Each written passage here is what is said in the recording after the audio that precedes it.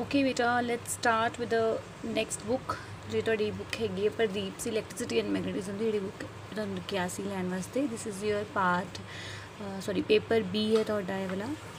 तो ये तुसीं देखते हो कि तुहाडा जिहड़ा फर्स्ट चैप्टर है वो तुहाडा हैगा कैलकुलस ऑफ फैक्टर्स। तो इट इज़ मोर लाइक कि तुसीं ये चीज़ां जिहड़ियां ने प्लस टू दे विच काफ़ी हद तक जिहड़ियां ने कीतियां होईयां ने वैक्टर्स के अकॉर्डिंग जो भी है कुछ चीज़ां आउणगीਆਂ ਜਿਹੜੀਆਂ ਤੁਹਾਡੀਆਂ ਕਾफ़ी ਤੁਸੀਂ ਕੀਤੀਆਂ ਹੋਈਆਂ लाइन इंटैगरल सरफेस इंटैगरल इस तरह चीज़ां ਜਿਹੜੀਆਂ ਨੇ ਉਹ ਇਹਦੇ ਵਿੱਚ ਆਉਣਗੀਆਂ। तो सब तो पहले शुरू करते हैं स्केलर और वैक्टर फील्ड्स नूं लैके।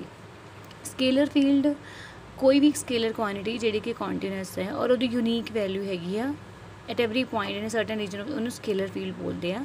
जिमें डेंसिटी हो गया, टैंपरेचर हो गया, इलैक्ट्रिक फील्ड हो गया, मतलब जिहदी डायरैक्शन नहीं है लाइक तुहानूं पता है इसके स्केलर क्वांटिटीज़ और वैक्टर क्वांटिटीज़ जिहड़ियां ने ਉਹ ਜਿਵੇਂ स्केलर क्वांटिटीज़ ਤੁਹਾਡੀ ਡੈਂਸਿਟੀ आ जाती है, टैंपरेचर आ जाता, इलैक्ट्रिक पोटैंशियल वगैरह ये जिन्नियां भी ये सारे ਤੁਹਾਡੀਆਂ स्केलर ने क्योंकि ये कॉन्टीन्यूअस ने तो और इन्हां दी यूनीक वैल्यू हैगी है हर एक रीजन दे विच। तो इन्हां नूं असीं ਜਿਹੜੇ ਆ ਅਸੀਂ स्केलर फील्ड यूज़ करते हैं। अगर आर दे नाल असीं इहनूं करैक्टराइज़ कर रहे हैं तो स्केलर जिहड़ा फील्ड है उन्होंने असीं फाई दे नाल करते हैं करैक्टराइज़। तो फाई जिहड़ा उन्होंने असीं लिखते हैं फाई जिहड़ा कि आर दे उपर डिपेंड कर रहे हैं। तो दिस इज़ इस तरीके नाल जिहड़ा असीं स्केलर नूं रिप्रजेंट करते हैं। उस बाद नैक्सट जिहड़ा है वो तुहाडा आंदा वैक्टर फील्ड। वैक्टर फील्ड वो वाला ये की है वैक्टर क्वांटिटी जिहड़ा स्केलर है वो तुहाडी स्केलर क्वांटिटी, वैक्टर जिहड़ा वो तुहाडा वैक्टर फील्ड वैक्टर क्वांटिटी है जिहड़ी कि कॉन्टिन्यूअस है वो भी हर किसी पॉइंट डिफाइन की जा रही है, ठीक है। But only difference is vector and scalar. तो वेलोसिटी ऑफ फ्लोइंग लिक्विड या फिर ग्रेविटेशनल फोर्सेस है ना, मतलब वो ਜਿਹੜੀਆਂ ਨੇ ਉਹਦੀ ਕੋਈ ਡਾਇਰੈਕਸ਼ਨ ਆ ਵੀ ਇੱਕ ਪੁਆਇੰਟ ਤੋਂ ਦੂਸਰੇ ਪੁਆਇੰਟ ਵੱਲ ਲੱਗ ਰਹੀਆਂ ਨੇ ਜਾਂ ਕੁਲਮ ਵਾਲੀਆਂ ਵੀ ਜਿਹੜੀਆਂ ਮਤਲਬ ਇਸ ਤਰ੍ਹਾਂ ਜਿੰਨੀਆਂ ਵੀ ਜਿਹੜੀਆਂ ਫੋਰਸਿਸ ਆ ਜਾਂ ਤੁਸੀਂ ਕਹਿ ਲਓ ਜਿੰਨੇ ਵੀ ਜਿਹੜੀਆਂ ਕੁਆਂਟੀਟੀਜ਼ ਜਿਹੜੀਆਂ ਨੇ ਉਹ ਵੈਕਟਰ ਦੇ ਨਾਲ ਰਿਲੇਟਡ ਨੇ ਉਹ ਉਸ ਤਰੀਕੇ ਨੂੰ ਉਹ ਜਿਹੜਾ ਫੀਲਡ ਜਿਹੜਾ ਹੈਗਾ ਉਹਨੂੰ ਅਸੀਂ ਬੋਲਾਂਗੇ ਵੈਕਟਰ ਫੀਲਡ। और ए दे नाल अगर असीं रिप्रजेंट करते हैं तो देखो तुसीं इत्थे वैक्टर है इत्थे वैक्टर है क्योंकि ए भी वैक्टर जिहड़ा वो आर दे उपर डिपेंड कर रहा। तुसीं इत्थे देख सकते हो इत्थे दोवां जगह ते वैक्टर नहीं हैगा, इस जगह के उपर जिहड़ा वैक्टर है वो सानूं दस्सिया होया। तो ये विच सब तो पहले आते हैं डेरीवेटिव। डेरीवेटिव असीं किस तरह निकालते हैं तुहानूं पता है फ्रॉम द फर्स्ट प्रिंसिपल्स असीं की करते हुंदे आ कि उहदे विच पहले असीं कोई फंक्शन लैंदे आ वाई सपोज ले लिया, फिर वाई दे विच असीं थोड़ी जी मॉडिफिकेशन कर दिंदे आ, फिर असीं उहनूं माइनस करके डिवाइड कर दिंदे आ जिहड़ी चेंज वाई दी आई एक्स दे नाल, ठीक है। तो हुण जिवें इत्थे एक वैक्टर ए हैगा साडे कोल तां ए जिहड़ा वा टी दे उपर डिपेंड कर रहा है सपोज, ठीक है।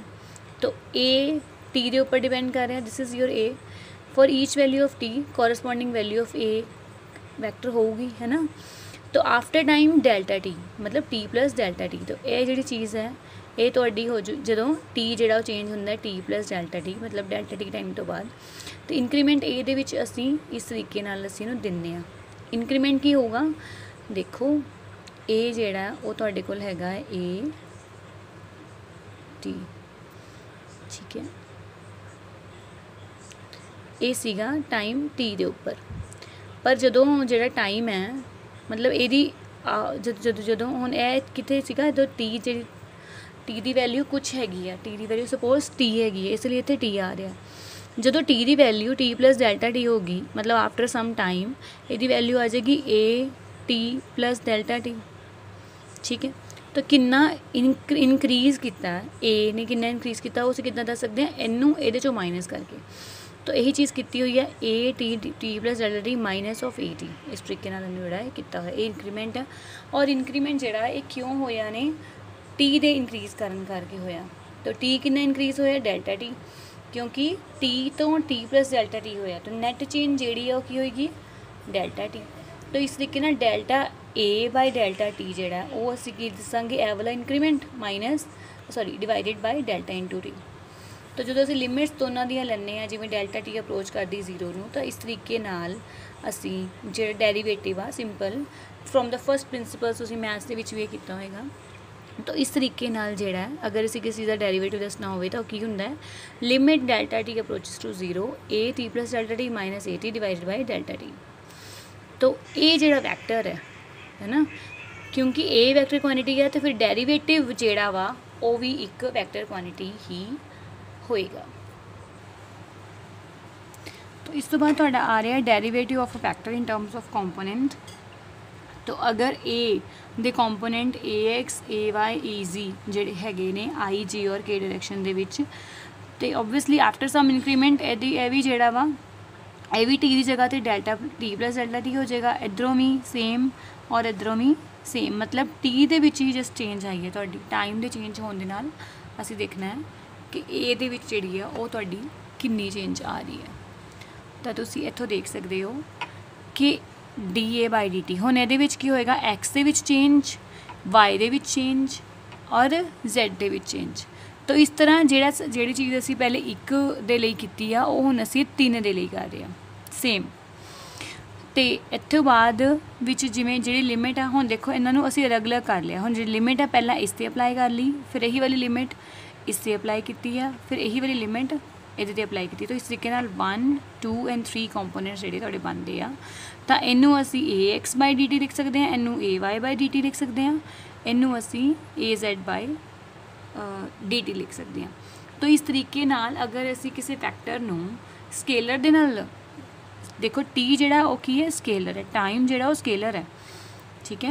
तो स्केलर क्वांटिटी दे नाल अगर असी वैक्टर क्वांटिटी नूं डिफरेंशिएट करना होए तो फिर असी जिहड़े उहदे कंपोनेंट्स ने उन्हां नूं अलग-अलग डिफरेंशिएट जिहड़ा वा वो कर सकते हैं।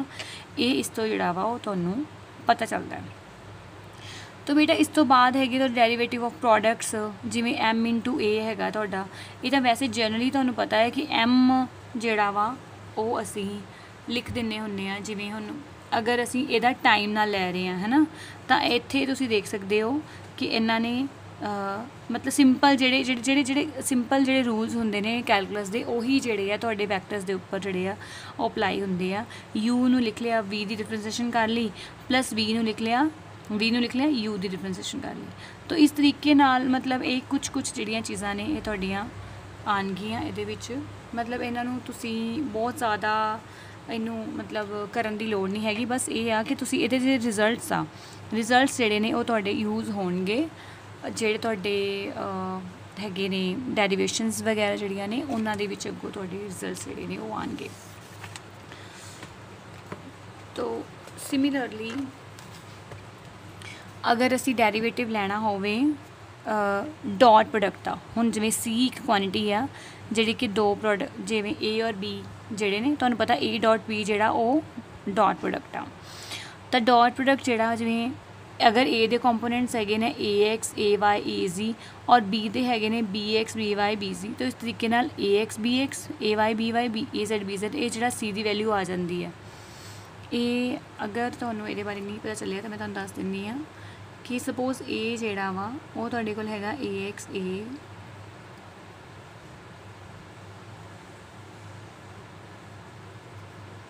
और बी जिहड़ा वो तुहाडे कोल हैगा बी एक्स आई कैप प्लस बी वाई जे कैप प्लस बी जेड के कैप।